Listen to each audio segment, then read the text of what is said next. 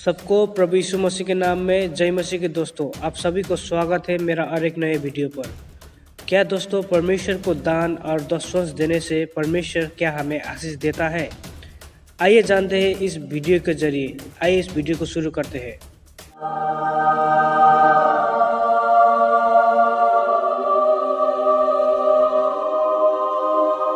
दोस्तों, बाइबल में नया नियम में लूका 6:38 में इस प्रकार से लिखा है, दिया करो तो तुम्हें भी दिया जाएगा, लोग पूरा नाप दबा दबा कर और हिला हिला कर और उभरता हुआ तुम्हारे गोद में डालेंगे, क्योंकि जिस नाप से तुम नापते हो उसी से तुम्हारे लिए भी नापा जाएगा। दोस्तों, और पुराना नियम मलाकी 3:10 इस प्रकार से कहता है, सारे 10 वंश भंडार में ले आओ कि मेरा भवन में भोज वस्तु रहे। और सेनाओं के यहोवा यो कहता है कि ऐसा करके तुम मुझे परखो कि मैं आकाश के झरोखे तुम्हारे लिए खोलकर तुम्हारे उस पर अपरंपार आशीष की वर्षा करता हूँ कि नहीं। दोस्तों, आज मैं आपको एक ऐसा गवाही बताने वाला हूँ।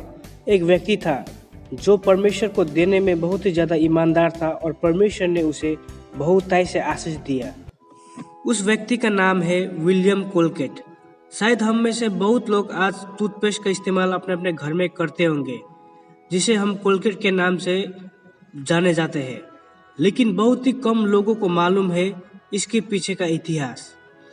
एक व्यक्ति जिनका नाम विलियम कोलगेट था, उनका जन्म इंग्लैंड में 25 जनवरी 1783 को हुआ और उनका पिता का नाम रॉबर्ट कोलगेट था और वो पेशे से एक किसान थे। और 1788 मार्च महीना में वे लोगों ने इंग्लैंड को छोड़कर वे लोग अमेरिका को चले गए ताकि वहाँ पे जाकर बिजनेस करे, व्यवसाय करे। और जब विलियम कोलगेट 19 साल का था तब उन्होंने उनका पहला बिजनेस यानी कि व्यवसाय शुरू किया। शुरुआती तौर में उन्होंने कैंडल, मोमबत्ती और साबुन जैसे प्रोडक्ट को उन्होंने बिक्री किया, लेकिन उन्हें वहाँ पे फायदा नहीं हुआ बल्कि नुकसान ही हुआ। लेकिन कुछ सालों बाद जब एक दिन वे कहीं सफ़र कर रहे थे तो एक शिप के कैप्टन ने उन्हें प्रभु यीशु मसीह के बारे में और उद्धार के बारे में उन्हें बताया। और केवल उद्धार के बारे में और प्रभु यीशु मसीह के बारे में नहीं, बल्कि बाइबल के कुछ सिद्धांतों के बारे में उन्होंने विलियम कोलगेट को बताया। उनका पहला सिद्धांत ये था कि उन्होंने कहा विलियम कोलगेट को कि तुम परमेश्वर को हर एक परिस्थिति में पहला स्थान देना। और दूसरा था कि तुम परमेश्वर को अपना पूरा दिल देना। और तीसरा था कि तुम परमेश्वर को हमेशा प्रार्थना करना और उसकी इच्छाओं को समझना। और चौथा था कि अपने कमाई का 10वां हिस्सा तुम परमेश्वर को देना। और ये बातों को लेकर विलियम कोलगेट चल पड़ा और वे बाइबल पढ़ने और प्रार्थना करने में और चर्च जाने में बहुत ही ज़्यादा इच्छुक था। और जब उन्होंने उद्धार पाया तो ये बातों को लेकर वे चलने लगे।